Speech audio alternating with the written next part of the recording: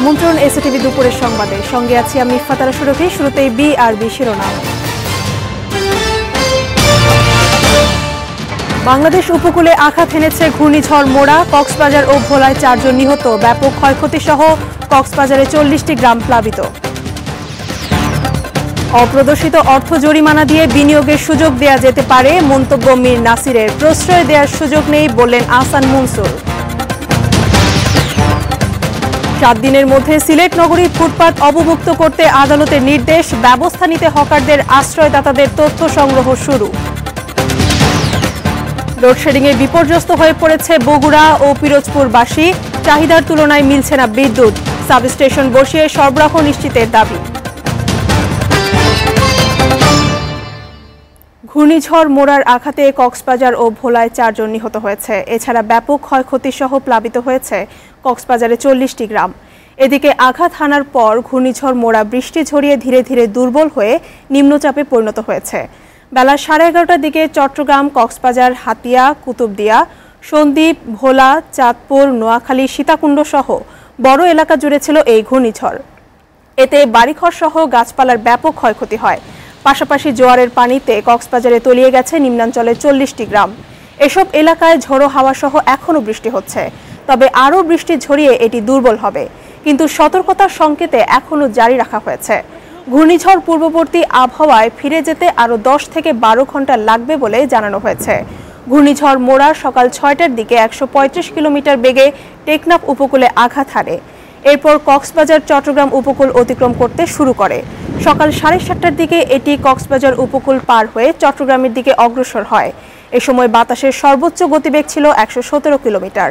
তবে এর আগে 135 কিলোমিটার বেগে টেকনাফ উপকূলে এবং 114 কিলোমিটার বেগে সেন্ট মার্টিনে আঘাত হানে ঘূর্ণিঝড় মোরা।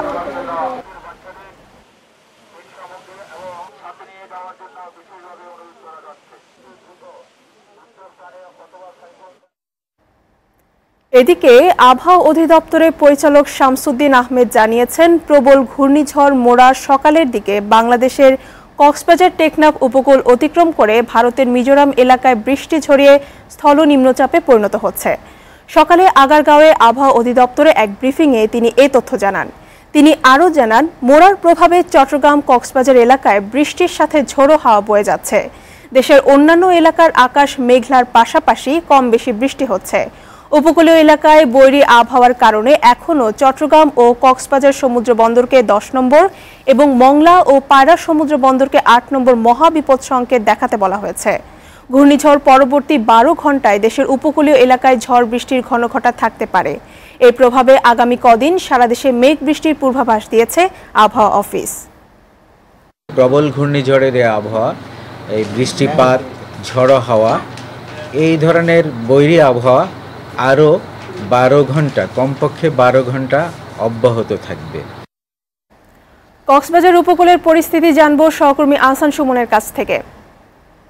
সুমন, ঘূর্ণিঝড়ের প্রভাবে টেকনাফ, সেন্ট মার্টিন, শাহপরীর দ্বীপ এবং কুতুবদিয়ার পরিস্থিতি আমাদের জানান। হ্যাঁ সুরভি, ঘূর্ণিঝড়টি কিছুক্ষণ আগেই কক্সবাজার অতিক্রম করেছে, বিষয়টি আপনি জানেন। কিন্তু অতিক্রম করার সময়কালীন কিন্তু কক্সবাজারকে অনেকটা লন্ডভন্ড করে দিয়ে গেছে, এমনটাই বলছেন কক্সবাজারের জেলা প্রশাসন এবং যারা ভুক্তভোগী, যারা ক্ষতিগ্রস্ত হয়েছে তারাই। আমরা কিছুক্ষণ আগে দেখতে পেয়েছি কক্সবাজার জেলা প্রশাসকের কার্যালয়ে যে মনিটরিং সেল গঠন করা হয়েছে, সেখান থেকে আমাদেরকে জানানো হয়েছে যে সর্বশেষ তাদের কাছে যে তথ্যটি আছে, এখানে 3 জনের মৃত্যু হয়েছে কক্সবাজার জেলায়। এর মধ্যে চকরিয়া 2 জন এবং কক্সবাজার শহরে 1 জন গাছ চাপা পড়ে সেই 3 জনের মৃত্যু হয়। এছাড়া কক্সবাজারের বিশেষ করে দ্বীপ উপজেলা যে কুতুবদিয়া রয়েছে, সেই কুতুবদিয়ায় কিন্তু বেশ কিছু ঘরবাড়ি বিলীন হয়ে গেছে এবং সেখানে ক্ষতিগ্রস্তের সংখ্যা কিন্তু খুবই বেশি।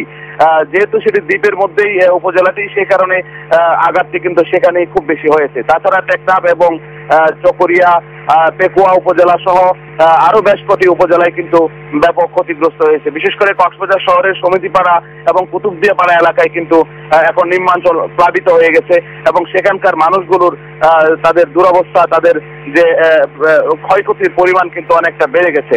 সেক্ষেত্রে কক্সবাজার জেলা প্রশাসনের পক্ষ থেকে তাদেরকে পর্যাপ্ত ত্রাণ এবং তাদের সাহায্য সহযোগিতা করা হচ্ছে বলে আমাদেরকে জানিয়েছেন কক্সবাজারের অতিরিক্ত জেলা প্রশাসক কাজী মোহাম্মদ আব্দুর রহমান। আমরা তাদের যে বিশেষ করে কক্সবাজারের যে আশ্রয় কেন্দ্রগুলো রয়েছে সেই আশ্রয় কেন্দ্রগুলোর কথা যদি বলি আপনাকে সুরভি, সেক্ষেত্রে বলতে হয় যে আমরা কিছুক্ষণ আগে থেকে দেখতে পাচ্ছি যে এখানকার পরিস্থিতি যতটা স্বাভাবিক হয়ে আসছে। বাতাস কমে যাওয়ার পরবর্তী সময় এখন কিন্তু বৃষ্টিটা বেড়ে গেছে এবং সেখান থেকে ক্ষতিগ্রস্ত মানুষগুলো যারা আশ্রয় নিয়েছিল তারা কিন্তু এখন নিজ বাড়িতে তারা সেখানে ফিরতে শুরু করেছে, আমরা দেখতে পেয়েছি। এই ছিল আমার কাছে কক্সবাজারের ঘূর্ণিঝড় পরবর্তী সময়ের সর্বশেষ খবর। সুরভি। সুবন, আপনাকে ধন্যবাদ। স্বাভাবিক প্রক্রিয়ায় উপার্জিত অথচ অপ্রদর্শিত এমন অর্থ নীতিমালার মাধ্যমে জরিমানা দিয়ে বিনিয়োগের সুযোগ দেওয়া যেতে পারে, তবে অবশ্যই তা হতে হবে উৎপাদন খাতে। যদিও বিগত বছরগুলোতে এই সুযোগ দিয়েও ভালো ফল পাওয়া যায়নি, জানিয়েছেন এফবিসিসিআই সাবেক সভাপতি মীর নাসির। এদিকে পিআরআই নির্বাহী পরিচালক আহসান এইচ মনসুর বলেছেন, বাজেটে কালো টাকার প্রশ্রয় দেওয়ার কোনো সুযোগ নেই, তবে ভুলবশত অপ্রদর্শিত অর্থ সাদা করার ব্যবস্থা থাকতে পারে। আরও জানাচ্ছেন সাজ্জাদ বিপ্লব। উচ্চ আয়ের দেশে যাওয়ার জন্য জিডিপি প্রবৃদ্ধি নিতে হবে 8 ভাগের উপরে, যার জন্য বেসরকারি বিনিয়োগ জিডিপির 27 ভাগে উন্নীত করতে হবে। অথচ ব্যাংকে বিপুল পরিমাণ অলস টাকা পড়ে থাকলেও স্থবির হয়ে পড়েছে ব্যক্তি খাতের বিনিয়োগ। উল্টো বিদেশে অর্থ পাচার হচ্ছে বলে দাবি করছে ব্যবসায়ী ও বিভিন্ন গবেষণা প্রতিষ্ঠান। উৎপাদন খাতে বিনিয়োগকে উৎসাহিত করতে নানা উদ্যোগের অংশ হিসেবে অপ্রদর্শিত অর্থ বিনিয়োগের সুযোগ দেওয়ার পক্ষে মত দেন এই ব্যবসায়ী। তারা বিভিন্নভাবে হয়তো জমি কিনছে, সেখানে কম দামে বেশি দামে কিনে কম দেখাচ্ছে। এই জিনিসগুলি থেকে রাজস্ব থেকে সরকার বঞ্চিত হচ্ছে এবং এই টাকাটা মূল স্ট্রিম অফ ইকোনমিতে আসছে না। এইটা সুনির্দিষ্ট নীতিমালা করে যদি আনা হয় তাহলে বোধহয় আমার মনে হচ্ছে যেন এটা অর্থনীতির উপকার বয়ে আনবে। 2013-14 অর্থ বছরে 157 ব্যক্তি কালো টাকা সাদা করেছে মোট 176 কোটি 90 লাখ টাকা। 2014-15 সালে তা দাঁড়ায় 222 জন ব্যক্তির 676 কোটি টাকায়। আর 2015-16 সালে মাত্র 16 জন 92 কোটি 2 লাখ কালো টাকা সাদা করেছেন। কালো টাকার ব্যাপারে আমার একটাই সাজেশন যে কালো টাকাকে প্রশ্রয় দেওয়ার কোনো স্কোপ নাই। তবে একটা জিনিস হচ্ছে যে যদি কোনো কারণে ভুলভ্রান্তি বশত কেউ টাকা ডিক্লেয়ার করে না থাকে, সেটা সুযোগ পৃথিবীর অনেক দেশেই দেওয়া হয় এবং রিভাইসড রিটার্ন দিয়ে সে একটা পেনাল্টি দিয়ে টাকাটা দিয়ে দিতে পারে। স্বাধীনতার পর দেশে এ পর্যন্ত 46 বার বাজেট ঘোষণা হয়েছে, এর মধ্যে 20 বার রাখা হয়েছে কালো টাকা সাদা করার বিশেষ সুযোগ। সাজ্জাদ বিপ্লব, এসএটিভি, ঢাকা। সিলেট নগরবাসীর দীর্ঘদিনের দাবি হকার মুক্ত ফুটপাত, অথচ ফুটপাতে হাঁটতে পারবেন এমন প্রত্যাশা প্রতিশ্রুতির বেড়াজালেই বন্দী। তবে এবার বিষয়টি আমলে নিয়েছে আদালত। সিলেট জেলা আইনজীবী সমিতির করা আবেদনের প্রেক্ষিতে হাকিম আদালত 7 দিনের মধ্যে ফুটপাত অবমুক্ত করার নির্দেশ দিয়েছে। আদালতের নির্দেশে টনক নড়েছে প্রশাসনের। শুরু হয়েছে হকারদের আশ্রয়দাতাদের তথ্য সংগ্রহ। শ্যামানন্দ শ্যামলের ক্যামেরায় সিলেট থেকে আব্দুল আলিম শাহর প্রতিবেদন। সিলেট সিটি কর্পোরেশনে প্রায় 200 কিলোমিটার ফুটপাতের মধ্যে 150 কিলোমিটার হাঁটার উপযোগী হলেও বাস্তবে এই তথ্যের মিল খুঁজে পাওয়াই যায় না। নগরীর কোর্ট পয়েন্ট, জিন্দাবাজার, চৌহাট্টা, লামাবাজার ও বন্দরবাজার এলাকার ফুটপাত যেন তৈরি হয়েছে হকারদের ব্যবসা পরিচালনার জন্য। জেলা প্রশাসকের কার্যালয়, পুলিশ সুপারের কার্যালয়, কোর্ট চত্বর, সিটি কর্পোরেশন, পুলিশ ফাঁড়ি সবখানেই হকারদের দখলে ফুটপাত। এতে চলাফেরায় চরম দুর্ভোগে পড়তে হচ্ছে নগরবাসীদের। এবার হকার উচ্ছেদে তথ্য সংগ্রহ ও প্রয়োজনীয় ব্যবস্থা নিতে সংশ্লিষ্টদের নির্দেশ দিয়েছে আদালত। আদালত সুন্দরভাবে আদেশ দিয়েছেন এবং বলছেন এগুলা যদি পরিষ্কার করে আদালতকে জানানো না হয় তাহলে অপরাধের যারা করবেন না তারা অপরাধের সহায়তা করবেন বা সহযোগী হিসাবে তাদেরকে বিবেচিত হবে। ফুটপাত দখলমুক্ত করতে সিলেটের ব্যবসায়ীরাও আদালতের আদেশকে স্বাগত জানিয়েছেন। আর আদালতের নির্দেশনা অনুযায়ী পদক্ষেপ নেওয়া হচ্ছে বলে জানালেন পুলিশ কর্মকর্তারা। হকারের ব্যাপারে যেটা সাধারণত আমাদের বন্দর বাজার, মধুবন মার্কেট এবং এই আশেপাশে আদালত চত্বর, পুলিশ সুপারের কার্যালয়, কোর্ট চত্বর, জেলা প্রশাসকের কার্যালয় যেগুলো আছে সেগুলোর ব্যাপারে আমরাও চাই যে এখানে হকার না থাকে। এই নগরবাসী সবারই আকাঙ্ক্ষা ছিল, বিশেষ করে ব্যবসায়ীদের। আপনারা জানেন যে এই বিষয়ে আমরা সিলেট চেম্বার কতবার আন্দোলন করেছি। তো আজকে আদালতের মধ্যে সুস্পষ্ট নির্দেশনা যে আমরা মনে করি সিলেটের ব্যবসায়ী সমাজে সেটা বিজয় হয়েছে। এদিকে সবার সহযোগিতায় এবার ফুটপাত দখলমুক্ত করা হবে বলে ঘোষণা দিয়েছেন মেয়র। যারা সামাজিক দায়িত্ব যাদের আছে এবং এখানে জনগণও এই কাজে এগিয়ে আসতে হবে, সকলকে সহযোগিতা করতে হবে। একা মেয়র কিংবা পুলিশ প্রশাসনের দ্বারা এটা সম্ভবপর নয়। ফুটপাত দখলমুক্ত করতে কার্যকর পদক্ষেপ নেওয়া হবে এবং ফুটপাতে হাঁটার অধিকার ফিরে পাবেন নগরবাসী, এমনই প্রত্যাশা সবার। আব্দুল আলিম শাহ, এসএটিভি, সিলেট। লোডশেডিংয়ে বিপর্যস্ত হয়ে পড়েছে বগুড়া ও পিরোজপুরের মানুষ। চাহিদার তুলনায় বিদ্যুৎ মিলছে অনেক কম, তাই এই রমজানে ইফতার, তারাবি আর সেহরিতে কষ্ট বেড়েছে রোজাদারদের। পিরোজপুরে জোড়াতালি দিয়ে প্রায় 40 বছর বিদ্যুৎ সরবরাহ চালিয়ে যাচ্ছে কর্তৃপক্ষ। বিদ্যুৎ সরবরাহ নিরবচ্ছিন্ন করতে জাতীয় বিদ্যুৎ গ্রিড থেকে একটি সাবস্টেশন বসিয়ে সরবরাহের দাবি উঠেছে জেলাবাসীর। বগুড়া থেকে জাকারিয়া বিপ্লবের ক্যামেরায় আরিফ রহমান এবং পিরোজপুর প্রতিনিধি মশিউর রহমান রাহাতের প্রতিবেদন, জানাচ্ছেন সুমাই অর্থী। বিদ্যুতের লোডশেডিংয়ে চরম ভোগান্তিতে পড়েছে বগুড়ার গ্রাহকরা। সারাদিন রোজা শেষে ইফতার ও নামাজের সময়েও বেশিরভাগ এলাকায় থাকছে না বিদ্যুৎ। শহর অঞ্চলে বিদ্যুৎ কিছুটা মিললেও গ্রামে আরও ভয়াবহ অবস্থা। বিদ্যুৎ বিভাগের হিসেবে বগুড়ায় পিক আওয়ারে দৈনিক বিদ্যুতের চাহিদা 140 মেগাওয়াট, সেখানে পাওয়া যাচ্ছে মাত্র 90 মেগাওয়াট। নামাজ পড়ছি, হঠাৎ করে কারেন্ট চলে গেছে, ইফতারি করতেছি, কারেন্ট নাই, চলে গেল। আবার সেহরির সময় কারেন্ট নাই। দিনের বেলা তো কারেন্ট যাই, রাতের বেলাও দেখা যাচ্ছে প্রায় 10 থেকে 12 বারের মতো কারেন্ট যাচ্ছে। সময় মতো কারেন্ট না পাওয়ার কারণে আমাদের অনেক ক্ষতি হয়ে যাচ্ছে আর কি। বিদ্যুতের অভাবে ব্যবসা বাণিজ্যেও স্থবিরতা নেমে এসেছে, আবার কলকারখানায়ও কমেছে উৎপাদন। কারেন্টের কারণে আমাদের ব্যবসা বাণিজ্য খুব খারাপ হচ্ছে। সারাদিন পরিশ্রম করি রোদের মধ্যে, বাইরে যাই শান্তি মতো ঘুমাতে পারি না, গাড়ি চার্জ দিতে পারি না, কারেন্ট থাকে না, আমরা কারেন্ট ব্যবসা বাণিজ্য করতে পারি না। অচিরেই বিদ্যুৎ ব্যবস্থার উন্নতি হবে এমন আশার কথা শোনালেও ক্যামেরার সামনে কথা বলতে রাজি হননি বিদ্যুৎ বিভাগের কোনো কর্মকর্তা। এদিকে পিরোজপুরে দিনে কমপক্ষে 30 থেকে 40 বার বিদ্যুৎ আসা যাওয়া করে। এতে এলাকাবাসীর মাঝে তৈরি হয়েছে ক্ষোভ। 12 ঘন্টা থেকে 15 ঘন্টা বিদ্যুৎ পাই, হয়তো 3-4 ঘন্টা বিদ্যুৎ পাইতে পারি। এরপরেও যখন আকাশের অবস্থা একটু খারাপ থাকে, মেঘ হয় অথবা ঝড় শুরু হয়, তখনই বিদ্যুৎ সংযোগ বিচ্ছিন্ন করে দেওয়া হয়। বিদ্যুৎ সরবরাহ নিয়মিত করতে পরিকল্পনার কথা জানালেন পিরোজপুর বিদ্যুৎ কর্তৃপক্ষ। ভবিষ্যতে পিরোজপুরে একটা গ্রিড সাবস্টেশন হলে বিদ্যুৎ ব্যবস্থা যথেষ্ট উন্নতি সাধিত হবে। শুধু আশার বাণী নয়, পিরোজপুরে নিরবিচ্ছিন্ন বিদ্যুৎ সরবরাহ নিশ্চিত করতে দ্রুত সাবস্টেশন স্থাপনের দাবি পিরোজপুরবাসীর। সুমাইয়া অর্থী, এসটিভি নিউজ ডেস্ক। আধিপত্য বিস্তারকে কেন্দ্র করে পাবনার বেড়ায় আওয়ামী লীগের 2 গ্রুপের সংঘর্ষে 1 জন নিহত হয়েছে, আহত হয়েছে 5 জন। পুলিশ জানায় ঠিকাদারি কাজের ভাগ বাটোয়ারা নিয়ে স্থানীয় আওয়ামী লীগ সমর্থিত আলিম খাঁ ও শফি হোসেনের মধ্যে বিরোধ চলছিল। এরই জের ধরে সোমবার রাতে পৌর সদরের নতুনপাড়া 4 মাথা মোড় এলাকায় 2 পক্ষের সংঘর্ষ বাধে। সংঘর্ষের এক পর্যায়ে প্রতিপক্ষের ধারালো অস্ত্রাঘাতে আওয়ামী লীগ কর্মী আলিম খাঁ সহ অন্তত 6 জন আহত হয়। পরে আহতদের উদ্ধার করে বেড়া উপজেলা স্বাস্থ্য কমপ্লেক্সে নেওয়া হলে আলিম খাঁর মৃত্যু হয়। নিহত আলিম খাঁ বেড়া পৌর সদরের হাতিগাড়া খাঁ পাড়া মহল্লার আব্দুর রহমানের ছেলে।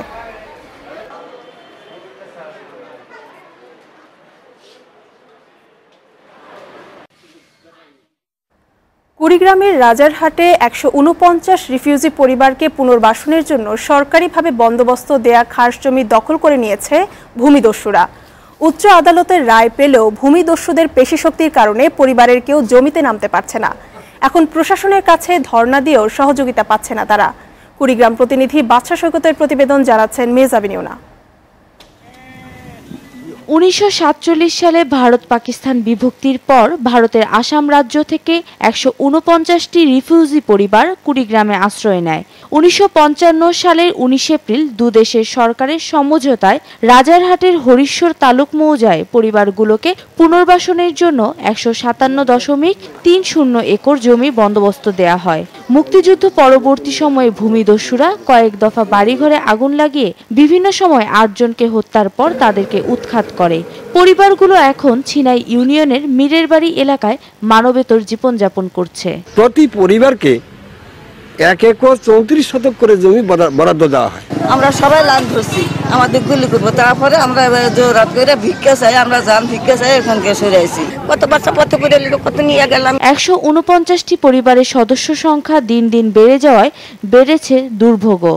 মানুষের জমি আমরা বর্গা নিয়ে চাষ করি, এটা নিয়ে আমরা আমাদের পরিবার নিয়ে কোনো মতে দিন যাপন করতেছি। 1985 সালে উচ্চ আদালতের রায় মিললেও এই পরিবারগুলোর এখনো প্রতিষ্ঠিত হয়নি জমির অধিকার। লোক তো আসে মনে করেন জমি কিনে নিছি 65 রেকর্ড মূল্যে ফেসেছে, এখন বাপ দাদারা কিভাবে নিছে কিভাবে না নিছে ওটা আমরা বলতে পারবো না। উচ্চ আদালতের রায়ের প্রেক্ষিতে বন্দোবস্তকৃত জমির রেকর্ড পরিবর্তন সাপেক্ষে ভূমিহীনদের মাঝে ফিরিয়ে দেওয়ার কথা জানালেন এই কর্মকর্তা। 2008 সালে তৎকালীন এসিল্যান্ড যিনি আছেন তার কাছে জেলা প্রশাসকের কার্যালয় থেকে পত্র দেওয়া হয়েছিল রেকর্ড কারেকশন করার জন্য, তিনি সেগুলো করতে পারেননি। বর্তমানে আমরা এগুলো কারেকশন উদ্যোগ নিয়েছি। নানা বঞ্চনার শিকার পরিবারগুলো দ্রুত ফিরে পাবে তাদের জমি, সরকারের কাছে এমনই দাবি ভুক্তভোগীদের। SATV news desk.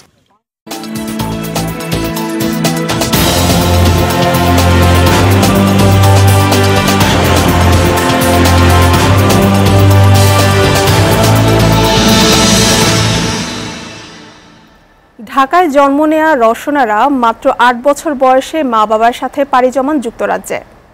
এবার ব্রিটিশ পার্লামেন্ট নির্বাচনে লেবার দল থেকে প্রতিদ্বন্দ্বিতা করছেন তিনি।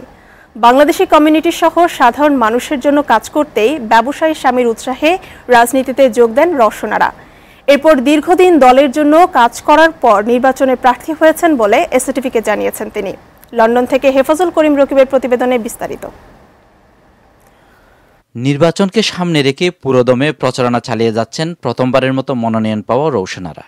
25 বছর রাজনীতির পাশাপাশি কমিউনিটির মানুষের সুখে দুঃখে পাশে থাকায় লেবার দলের মনোনয়ন পেয়েছেন তিনি। দলের পরিকল্পনা অনুযায়ী ক্রমান্বয়ে বেকারত্ব দূরীকরণ এবং নির্বাচিত হলে নতুন কর্মসংস্থান সৃষ্টি ও হাউজিং সমস্যা সমাধানে গুরুত্ব দেওয়া হবে বলে জানালেন বাংলাদেশি বংশোদ্ভূত এই প্রার্থী। আমি আমার কমিউনিটিতে এত ইনভলভ এবং লেবার পার্টিতে অনেক বছর যাবত, প্রায় 20 বছরের উপরে ইনভলভমেন্ট, যার জন্য লেবার পার্টি আমাকে আমার কাজের উপরে নির্ভর করে আমার কমিউনিটির কাজকর্ম দেখে আমাকে চয়েস করেছে। কনজারভেটিভের হাত থেকে দেশকে রক্ষা সহ লেবারকে আবারও ক্ষমতায় আনতে ব্রিটেনের বাঙালি কমিউনিটি সহ সবাইকে ঐক্যবদ্ধ হয়ে কাজ করতে বললেন রওশনারা। লেবার পার্টির ম্যানিফেস্টো আমাদের manifesto, one of the best manifesto for last 60 years. নিজের শেকড়ের সাথে সম্পর্ক রাখা প্রত্যেকের জন্য জরুরি উল্লেখ করে কাজটি অনেক কঠিন হলেও রক্ষা করা খুবই গুরুত্বপূর্ণ বলে মন্তব্য করেন তিনি।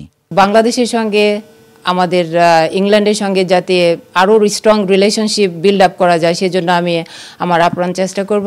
লেবার দল থেকে প্রথমবারের মতো সাউথ টেনেট আসনে একজনেই বাঙালি মনোনয়ন পেয়েছেন রওশনারা। রাজনীতির পাশাপাশি বিভিন্ন সামাজিক ও চ্যারিটি সংগঠনের গুরুত্বপূর্ণ দায়িত্বও পালন করছেন তিনি। হেফাজুল করিম রকিব, এসএটিভি, লন্ডন।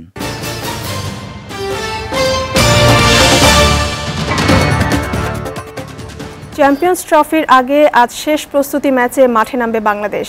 প্রতিপক্ষ বর্তমান চ্যাম্পিয়ন শক্তিশালী ভারত। লন্ডনের ওভালে ম্যাচ শুরু হবে বাংলাদেশ সময় বিকেল 3:30টায়। প্রথম প্রস্তুতি ম্যাচে 341 রান করেও পাকিস্তানের কাছে 2 উইকেটে হেরেছিল বাংলাদেশ।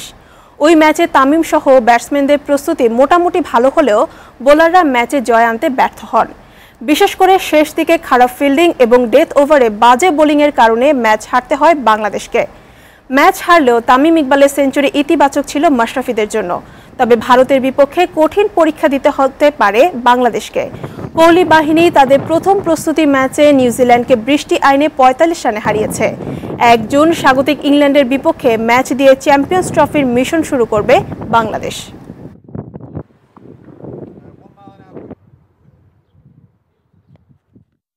এসএটিভি দুপুরের সংবাদ শেষ করার আগে বিআরবি শিরোনামগুলো জানাবো আরেকবার। বাংলাদেশ উপকূলে আঘাত হেনেছে ঘূর্ণিঝড় মোরা, কক্সবাজার ও ভোলায় 4 জন নিহত। ব্যাপক ক্ষয়ক্ষতি সহ কক্সবাজারে 40টি গ্রাম প্লাবিত। অপ্রদর্শিত অর্থ জরিমানা দিয়ে বিনিয়োগের সুযোগ দেয়া যেতে পারে মন্তব্য মীর নাসিরের। প্রশ্রয় দেওয়ার সুযোগ নেই বললেন আহসান মনসুর। 7 দিনের মধ্যে সিলেট নগরী ফুটপাত অবমুক্ত করতে আদালতের নির্দেশ। ব্যবস্থা নিতে হকারদের আশ্রয়দাতাদের তথ্য সংগ্রহ শুরু। লোডশেডিং এ বিপর্যস্ত হয়ে পড়েছে বগুড়া ও পিরোজপুরবাসী। চাহিদার তুলনায় মিলছে না বিদ্যুৎ। সাবস্টেশন বসিয়ে সরবরাহ নিশ্চিতের দাবি। এই ছিল এসএটিভি দুপুরের সংবাদে। এসএটিভির সবশেষ সংবাদ জানতে ভিজিট করুন www.sctv.tv। সঙ্গে থাকার জন্য ধন্যবাদ সবাইকে।